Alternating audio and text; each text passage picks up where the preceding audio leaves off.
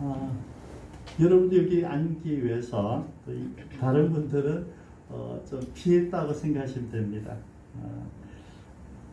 두 달 전에 오늘 우리 원래 가족 초청 큰 잔치는 새해에 이미 작년에 준비됐고요. 오늘 원래 그 사진전 우리 송광현 집사님 사진전 준비를 제가 1월달 시켰고요. 그리고 이제 우리 변유서 목사님 우리 특별 찬양 우리가 준비를 했었습니다. 그런데 한 달 전에 송광현 집사님이 아무래도 일은 잘했는데 이번에는 작가 정신에 내가 낼 만한 내 마음에 드는 작품이 없다고 그러시더라고요. 그러면서 사진전을 먼저 취소를 했어요. 그리고 이제 지난주 이제 우리 변윤성 목사님을 제가 만나서 동일한 상황이 여러분 다 알다시피 이런 팬데믹 상황에서 정규 예배가 아닌 특별 집회는 좀 바람직하지 않다는 교인들의 이야기도 있어서 제가 수용을 했습니다. 그래서 우선 양해를 구하고 목사님 순서도 빼고 오늘은 순수한 예배입니다. 오늘 제 얼굴 분이 안 오시는데 제 이분이 늘 이제 이야기하시는 게 아니 가면 나는 목사님 설교를 듣고 싶은데 늘 다른 주인공들이 와서 수습했다 그랬고요. 그래서 이제 이분이 잘 됐는데 제 설교를 들을 수 있다고 얘기했는데 그분이 못 오셨어요. 어제 따님이 와서 엄마를 모시고 경주 여행 가겠다고 하셔서 저희 가시라 그래서 왜냐하면 가정이 다르고 우리가 오늘 가족이 뭐냐를 얘기해야 되는데 딸이 와서 엄마를 데리고 와 있다는데 가야죠 당연히. 예수 믿는 사람들도 가야 돼요.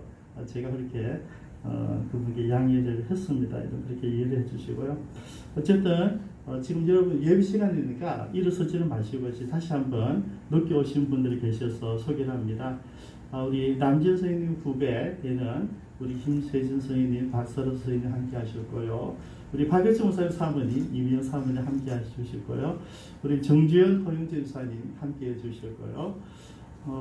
할변 주사님, 따님 하정희 선생님 같이 해주실 거요. 우리 김문재 장로님 오래전 야구부 선배 되신 이본수 선생님 오셔서 감사드립니다.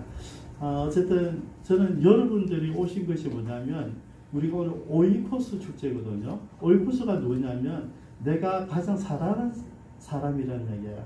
가장 사랑하는 이웃, 가족이든 친구든 내 사랑하는 이웃이든 날마다 내가 만날 수 있고 이야기할 수 있고 서로 이야기를 토란토란 나눌 수 있는 그분이 오이코스예요. 그분을 오늘 초대하는 시간이에요. 그래서 우리가 원래는 우리가 어린이 주일도 있고 어버이 주일도 있는데 제가 다 묶어서 올 셋째 주에 이렇게 우리 집회를 준비를 했습니다.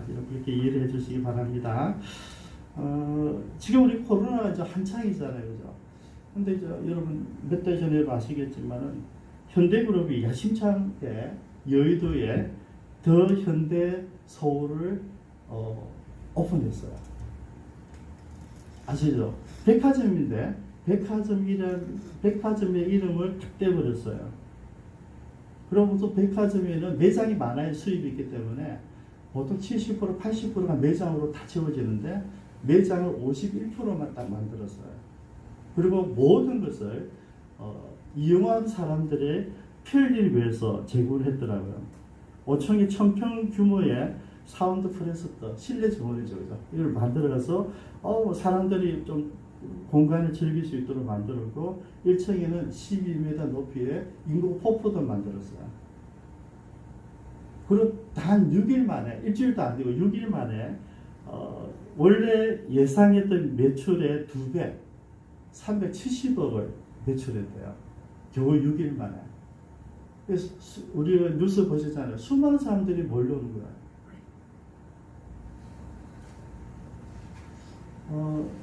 그 모습을 보면서 생각을 해봤어요. 우리가 오프라인에 가서 가는 이유가 뭘까?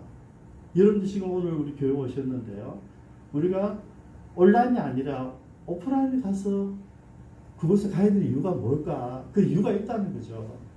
다른 곳에서는 절대 경험할 수 없는 것.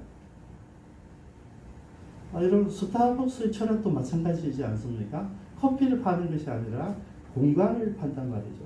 공간 안에서 내가 서로 교제하고 내 자신의 자존감도 세우고 커피 한 잔의 모든 것을 철학을 만들어내듯이 더 현대 서울이 그런 컨셉으로 서울 시민들을 싹 잡은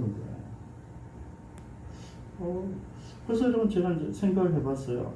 야, 정말 우리가 우리에게 어떤 가치가 있고 어떤 의미가 있는 것이라면 정말 맛있다고 한다면 우리가 자동차를 운전해서라도 찾아간다는 이야기예요.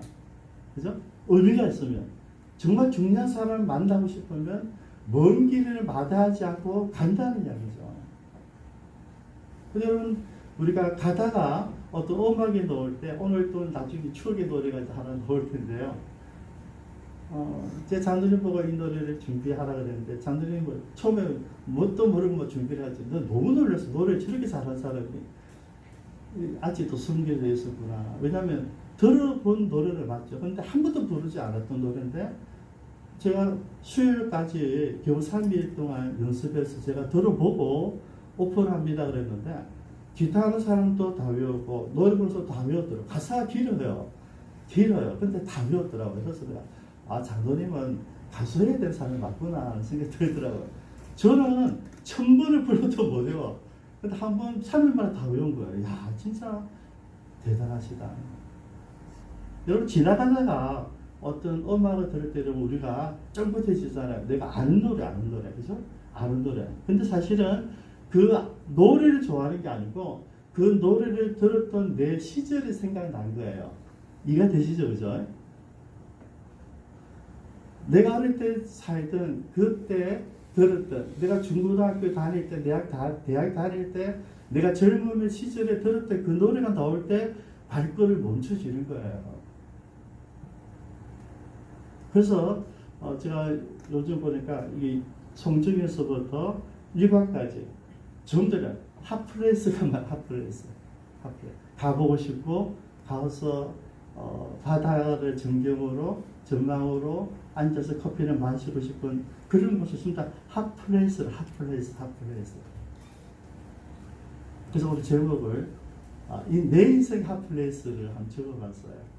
우리들에게 그런 핫플레이스가 없었을까? 왜냐면 우리가 그곳에 가면 내 마음이 일단 정돈이 돼요. 안정감이 오고요. 그리고 내가 들었던 음악이 나오기 때문에 그 정감, 내 안에 있는 추억이 살아나고요. 그래서 가보고 싶은 곳이 되는 것이죠. 그래서 저는 우리 인생 가운데서도 이런 핫플레이스가 있었을 것이다. 어딜까? 어디겠습니까, 여러분? 오늘 주제예요. 우리 가정이에요, 가정. 우리 인생의 가장 핫플레이스는 여러분 교회도 아니고요. 여러분 가정입니다. 저는 이제 메모해봤어요. 내 인생 핫플레이스는 어디였을까? 여러분 너무나 잘 아는 해운대 동백섬이에요. 동백섬에 가면 저 어릴 때 모든 추억이 다 살아나요. 제가 어릴 때 놀던 바닷가는 해운대 배서장이 아니고요. 지금 마린시티죠. 마린시티, 현대 베네시티. 거기가 제가 놀던 곳이에요. 거기가 왼쪽에는 현대 바닷가, 오른쪽에는 우리 작은 포구였어요. 작은 방파제, 큰 방파제에 있으면 어릴 때는 축강이라고 그러더라고요. 작은 축강, 큰 축강이라고 그랬거든요. 거기가 제 어릴 때 놀던 곳이에요. 그렇게 동부섬 가면 제가 어릴 때 있던 현대 베네시티 가면 제가 그냥 바닷가를 걷는 느낌이에요. 지금도 제가 동백역에서 걸어서 동백섬을 가는데 그 길이 내 머릿속에 들어오는 거예요. 여기가 뛰어놀고 조개 잡고 그때는 여러분 조개 잡는 거 어렵지 않았어요. 그냥 물에 들어가서 몸만 흔들면 돼요. 몸만 비비면 발에서 무조건 백합이 만들어지는 거예요. 그때 여러분 이곳이 동대천과 온천아 여기 베레시티 여기가 제 인생의 하프니스였다는 거죠. 여러분 거기 내 어릴 때 모든 추억이 고스란히 있어요. 어머니와 대화했던 내용들, 형님을 만났던 이야기들, 누나들과 이야기했던 내용, 거기 다 살아있는 거예요. 여러분. 제가 여러분들 늘 말씀드리잖아요. 추도 예배를 드리라. 그리고 영당을 찾아가라. 왜냐하면 돌아가신 것은 끝이 아니라 여러분 생각해서 얼마든지 실제 부활은 주님 오시면 그때 있겠지만은 그 전에 부활을 얼마든지 할 수 있어요. 우리가 추억하면서 그분을 살려내면 돼요. 그죠? 살려내면 되는 거예요.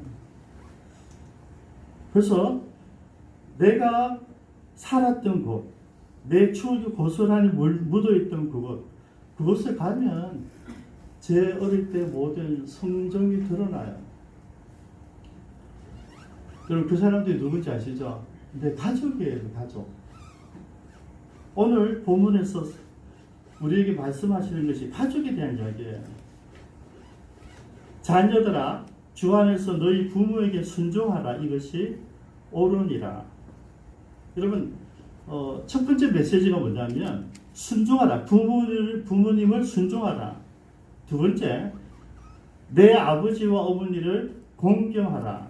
이것은 약속 있는 첫 계명이니 이렇게 우리 공경하면 내가 잘 되고 땅에서 잠수하리라. 여러분 우리 십계명 우리에게 주셨는데요.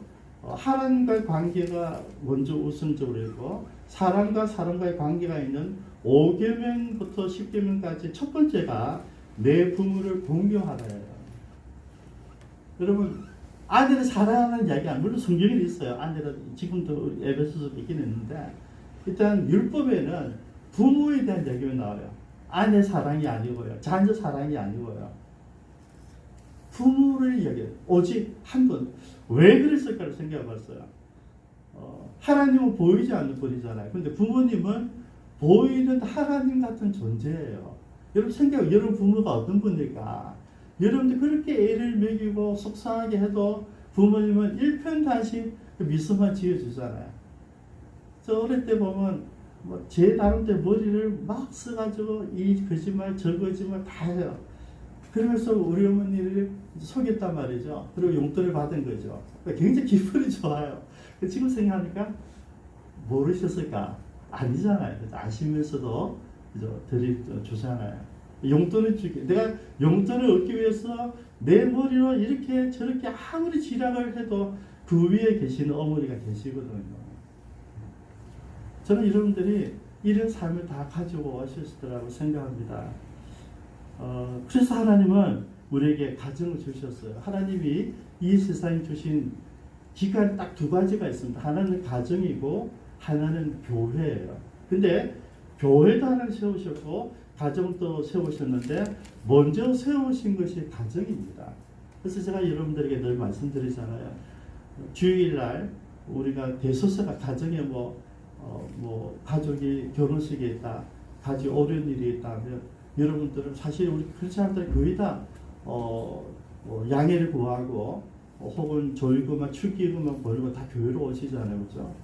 저는 그거 한번 바꾸고 싶은 거죠. 왜냐하면 내가 평생 주님께 나와서 주님을 예배하고 하나님을 자녀로 살아왔잖아요, 그렇죠? 그러면 이제 하나님을 1년 365일을 섬기고 있는데 하루를 하나님의 사랑, 하나님 이름으로 그 친족을 위해서, 형제를 위해서 가서 주님을 대신해서 가는 것도 굉장히 중요한 것이다. 귀중한 거다 말이죠. 여러분, 제가 이거를 26년 동안 가르치는데 잘 안 되더라고요. 아무리 가르쳐도 내가 본대로 살아, 본대로. 여러분, 손 들고 기도하면 태풍이 바뀌더라 그러죠. 그걸 보고 들어놓고도 말을 안 들어. 우리 믿음이 한계성이에요. 하나님 살아계세요. 우리가 기도한 하나님은 무조건 응답해 주시고 우리 기도 들어주세요. 근데 우리 현실에 들어가면 늘 고민해요. 하나님보다는 내 판단이에요. 보살님 이야기보다는 내 판단이에요. 제가 이야기하면 거기는 두 가지 필요 없어요. 예, 아니요 두 개밖에 없잖아요. 근데 아니요는 없잖아요. 예만 하면 돼요. 근데 거기 내 생각이 들어가요. 가감이 돼요. 그러면 아무것도 안 되죠. 그럼 제가 오늘 금방 우리 토성을 준비하는데 목사님 필라로 같이 협조를 하셨어요. 다 준비했어요. 근데 제가 목사님께 이야기를 얻었어요. 목사님 이 노래는 기타로만 하기로 제 컨셉을 주었기 때문에 목사님 돕는 거, 요 노래만 안 하시면 되겠다. 부탁을 드렸어요. 목사님 오케이 했어요. 그죠? 여러분, 저는 정중하게 목사님 말씀대로 목사님 받아들이는 거죠. 그죠? 여러분, 하나님께서 우리에게 주신 영적 권리가 뭔지를 잘 분별하셔야 돼요. 그분이 부모님이세요. 부모님. 하나님 같은 존재는요, 부모님이세요. 부모님이 말씀하시면 우리는 그 말씀대로 순종하고 공경해야 될 의무가 있는 것이죠. 그래서 먼저 순종하라는데, 여러분, 공경하라는 게 여러분들이 좀 어렵게 생각하더라고요. 나 부모를 공경하는 게 어려워. 부모 공경이 너무 쉽습니다. 제가 사진 찾아보면 일어났더라고요. 남을 대할 때, 여러분, 부모 아닙니다. 남을 대할 때 몸가짐을 조심스럽게 하고 받드는 것. 그렇게 공손히 받들어 숨기는 게 공경이에요. 그리고 부모님을 공경하라는 것은 내 목숨과 모든 걸 다해서 떠바치라는 얘기가 아니고 그냥 부모님에게 예의를 다하고 사랑을 다하고 숨김을 다하면 된다는 이야기죠. 제가 지난번 한번 예를 들었는데요. 제가 22번 우리 윤정환 선생님 집에 가려면 22번을 타고 해서 산불도로 올라가거든요. 이렇게 가다가 부산역에 되면 그 산불도로 올라가시는 많은 어르신들이 타요. 그래서 저는 대형도에서 반드시 앉아가거든요. 가다가 할머니가 딱 타요, 그죠? 그 순간에 나도 모르게 내 나이 기준으로 벌떡 일어선 거죠. 할머니가. 그런데 그걸 가만히 생각해. 나도 이제 나이도 제법 됐는데, 그죠? 본능적으로, 왜냐 어릴 때 배웠잖아요. 어르신 오면 자리를 내어드리라. 그게 공경하는 거예요. 나보다 나이 많으신 분이 어르신이 오신 거예요. 우리가 일어서는 거예요. 그게 공경이에요. 대단한 게 아니고요. 그 어르신에 대한 예의를 갖추라는 예의. 여러분, 저는 예수 믿는다는 게 다른 게 아니고요. 내 부모님께, 내 이웃에 있는 어르신들께 예의를 다하는 게 예수 잘 믿는 거예요. 자꾸 여러분 기도 많이 하고, 성경 많이 읽고, 헌금 많이 하고, 그게 아니라니까요. 여러분, 예수 잘 믿는 거는 내 살아계신 부모님 잘 섬기는 거고요. 돌아가셨으면 제가 말씀드렸잖아요. 그분의 기일마다 생각해서 그분을 생각하고 묵상하고 우리가 어떻게 하면 그분의 말씀을 따라 살아갈까. 우리 자꾸 돌아가실 순간 잊어버리려고 난리가 나요. 이게 왜 잊어요, 여러분? 그분이 없어서 우리가 존재하지 않았는데요. 하나님 주신 부모님이시잖아요. 저는 부모님을 찾지 않는 분들을 이상하게 여겨요. 그럼 이해가 안 되는 거죠, 여러분. 하나님을 믿는 사람들, 여러분, 우리가 다 가서 만날 그분들이잖아요. 그래서 이 세 가지를 먼저 말씀해 주시고, 또 한 가지 이제 청가한계 4절입니다. 아비들아, 너희 자녀를 노엽게 하지 말고 오직 주의 교훈과 훈계로 양육하라. 여러분, 근데 부모님을 공경하는 건데 자녀들은 어떻게 했습니까? 노엽게 하지 말고 주의 교훈과 훈계로 양육하라 그랬습니다. 여러분, 우리가 아셔야 되는 게 자녀는요, 내 소유가 아닙니다, 여러분. 우리가 빨리 그걸 깨우치셔야 돼요. 자녀는 하나님께서 나에게 맡기신 하나님 사람이에요. 그래서 자녀들이 바른 사람이 될 거고, 바른 인격으로 바른 사회생활 할 수 있도록 우리가 공부시켜주고, 양육하고, 키우고, 결혼시키고, 장가 보내면 돼요, 여러분.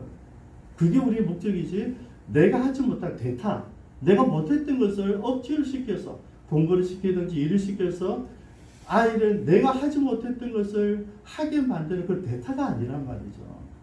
여러분, 자녀에 대한 기대치를 좀 내려놓으십시오. 우리 자녀는 하나님께서 어릴 때는 그냥 우리 모두가 즐기는 뭡니까? 축복이잖아요. 아이들 보면 아이가 아무것도 안 하잖아요. 그죠? 그냥 존재함으로 기쁘단 말이에요. 그거로 우리 만족하셔야 되잖아요. 아이가 적어도 10년, 20년 동안 우리 기쁨을 주었기 때문에 우리 평소에 그 아이에게 잘해줘도 되는 거예요. 그 아이를 보면서 여러분 눈에서 만드신 그 미소들이 지금도 제가 우리 손주도 생각해 지금 미소가 지어지잖아요. 그거로 충분히 보상이 된 거예요. 그러면 손주들을 위해서 자녀들을 위해서 내가 할 수 있는 모든 걸 다 줘도 된다는 이야기예요. 그건 아버님들 잘 기억하십시오. 내 자녀에게 나는 뭡니까? 무조건 퍼주기만 할 뿐이지 기대하지 말자. 기대하지 마십시오. 그냥 사랑만 주면 된다. 마무리하면서 제가 한 가지 팁만 드리겠습니다. 그럼 부모님들을 어떻게 우리가 섬길 것인가? 너무나 잘 아는 내용이에요. 여러분, 교회 와서 새로운 이야기 듣는 게 아니고 늘 하던 거 정리해 보는 거예요. 부모님, 첫 번째, 부모님을 자주 찾아뵙는다. 매주 보면 제일 좋고요. 여러분, 매주 보는 방법은 부모님을 전대해서 교회 오게 하는 거죠. 그럼 주일마다 보는 거예요. 주일마다. 이건 엄청난 축복이에요, 여러분. 이걸 잘 모르는 거죠. 그가 동일한 교회 와서 예배 드린다고 해서 가장 큰 축복입니다. 그래서 그게 안 되면 자주 찾아뵙도록 해야 됩니다. 그 다음에 더 나아가서 밥을 함께 먹는다. 그죠? 여러분 아시죠? 여러분 뭐 지금 어르신들 시사 대접은 제일 좋아하시잖아요. 그죠? 그리고 그것도 아까 말씀 핫플레이스 더 좋은 거 하면 계속 그것만 이야기해요. 얘 아버지가 나한테 이런 맛있는 걸 사줬어. 그리고 누구한테 자기 형제들에게 이야기하잖아요. 자기 자식들에게 이야기하잖아요. 그죠? 계속 그 이야기를 해요. 여러분 밥상이 가장 큰 축복이에요. 그래서 지금은 이제 집사람이 집에 있는데 옛날 집사람이 뭐 34년 동안 출근하면서 지낼 때 제가 이제 계측했던 게 하나가 뭐냐면 아침은 같이 먹는다. 아침은 얼굴 같이 보기 위해서 한 10분 정도 같이 볼 수 있고, 그다음에 토요일날 점심은 늘 집사람 같이 먹었어요, 집에서. 그걸 내가 지키려고 노력했어요. 왜냐면 얼굴 한 번 보는 시간 토요일날 점심시간에 서로 바쁘니까 그걸 지켜야지 얼굴 볼 수 있어요. 어떤 얼굴입니까? 밥상머리 얼굴이에요. 밥을 먹으면서. 그죠? 여러분 밥 먹으면서 이런 거 하지 마십시오. 제일 짜증나죠, 그죠? 밥 먹고 있는데 이러고 있으면 짜증나죠. 얼굴 보고 밥을 먹으시기 바랍니다. 자, 더 좋은 건 하나 더 있어요. 더 좋은 거는 스시 용돈을 충분히 드리면 더 좋겠죠. 자, 그러면 부모님이 기뻐하실 거예요. 사실 이건 제가 못 해본 거예요. 저는 우리 어머니 돌아가실 때 제 용돈을 타서 알았어요. 죄송하더라고요. 우리 형님은 늘 용돈을 드렸는데 저는 그걸 못했어요. 여유가 없어가지고 늘 용돈을 탔었어요. 제가 몰랐어요. 어머니에게 용돈을 드려야 된다. 생활비를 도와드려야 된다. 제가 못 배웠어요. 그걸 못했어요. 여러분들 하십시오. 부모님께 뭐 매주면 뭐 제일 좋고 매달 뭐 소액보다는 금액을 많이 해서 드리십시오. 여러분 이거는 이제 권면이기도 하고 저보다 나이 작으신 분들에게 명령이기도 합니다. 여러분 용돈을 꼭 드리십시오. 나중에 저같이 드리고 싶은데 사람이 없으면 어떡합니까? 여러분? 용돈을 많이 드리십시오. 그 다음에 마지막으로 제가 여러분 나누고 싶은 것은 유언입니다. 유언.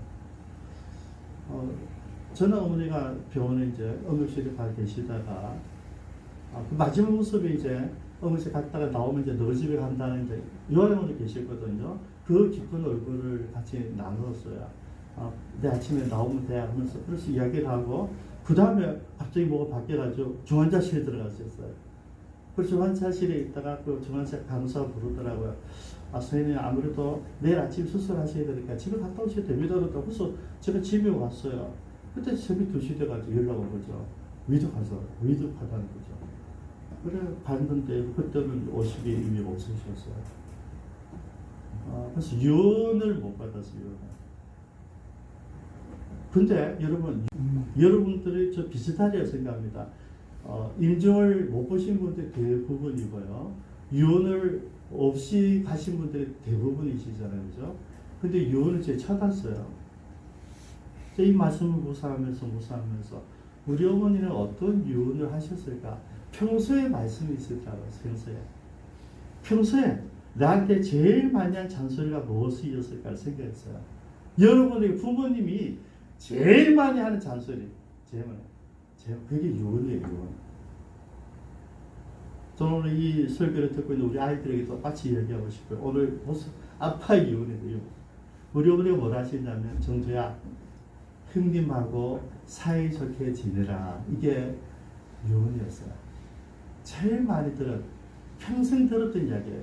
형님하고 사이좋게 지내라. 여러분, 모든 부모는 자녀들끼리 사이좋게 지내기를 원해요.